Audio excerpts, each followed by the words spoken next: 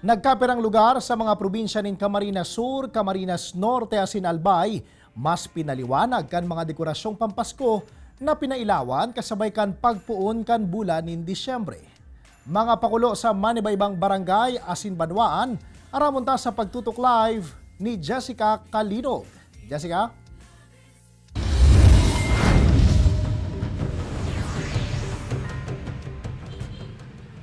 Jessie, day may ninegar na talagang Christmas is in the air na. Aragad apwera ngani sa mga pagpapatugtog ng Christmas songs o Christmas carols, mas mati man kan publiko ang Pasko, tuyong pigpapailawan na ang mga pinaghandaan na Christmas decorations sa saindang lugar. Kasabay kan pagpuon kan bulan ng Disyembre, ang pagpuon naman kan kinamaligang Pasko 2022 sa Banwaan in Camaligan, Camarines Sur na madurar hasta Disyembre 31. Apwera pa sa pagpapailaw kan nasa 20-feet giant Christmas tree.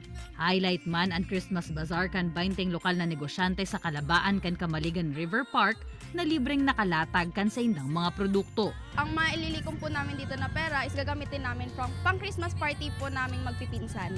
Bali pag-promote lang po ng mga products namin, wala pong bayad. Ini pong festival mididingon niya na Disyembre, gusto mi lang maglataw kung ano ang identity kang Camaligenyo through their products, through their skills and talents na yaon dyan yaon. Mas pinaugma asin pinakolorman kan LGU Libmanan ang pagsabat sa bulan kan Kapaskuhan kan sa indanang pailawan ang mini Christmas village sa hampangan kan munisipyo. Urog pang nag-enjoy ang mga residente, ninhulita kasabay kan lighting ceremony and engranding fireworks display na sinabayan man kan pagkanta nin Christmas carols. Garunagin Christmas Village man ang compound kan Camp Wenceslao Q. Vinsons Sr. sa Barangay Dugungan, Daet, Camarines Norte. Ini makalihis pailawan na ang mga dekorasyon na ginibo kan nasa 12 municipal police stations asin iba pang unit kan Camarines Norte Police Provincial Office na sa rumang kompetisyon. Ako nagagandaan ako dito sa Lapo, saka yung katabi ng Lapo. Yun ang ano ko, sa tingin ko lang naman. Pinakamaganda dito sa nakita ko is yung Eiffel Tower. Ito po ay hudyat ng saya sa bawat isa. So ito ay one way rin para makalimutan natin ang araw-araw nating challenges sa buhay. Sa Pulangi, Albay, pinailawan naman ang higanteng Christmas tree na pigsundan nin magarbong fireworks display. Inabangan man ang makulor na float parade asin mga dance intermission number. Bonus pa ang picture perfect na Christmas village na may temang Christmas around the world. After 2 or 3 years of enduring this pandemic, bilang alkalde kan Banwaan Kampulang, gusto ko lang po talagang mapaabot, mapamati sa sakuyang Banwaan na talagang Christmas season na. Ngayon lang ito nagkaganto. Day man nagpahuri ang Barangay Concepcion Pequeña sa Naga City. Pinaliwanag kan man iba-ibang kolor nin Christmas lights asin parol ang sa indang barangay hall.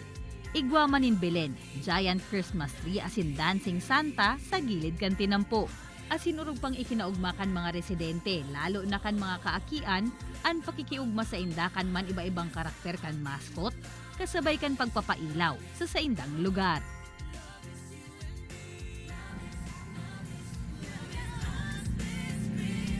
Makalihis ang 2 taon, Jessie, ngunyan sa nang liwat na nakabugtak nin araw kay ni kabongga na Christmas decorations ang Barangay Concepcion Pequeña. Kaya sigun nga ni sa mga opisyales kan barangay, talagang pinaghandaan ninda ini para naman sa kaugmahan kan mga residente. Kasi napwera nga ni sa kaugmahan na dara kan mga Christmas decorations na ini, dakula man natabang ang attraction sa barangay para naman duman sa mga nagtitinda, tigdi sa atubangan sa nao sa gilid kan tinampo harani sa barangay hall, huli naman sa pagdayo kan mga turista.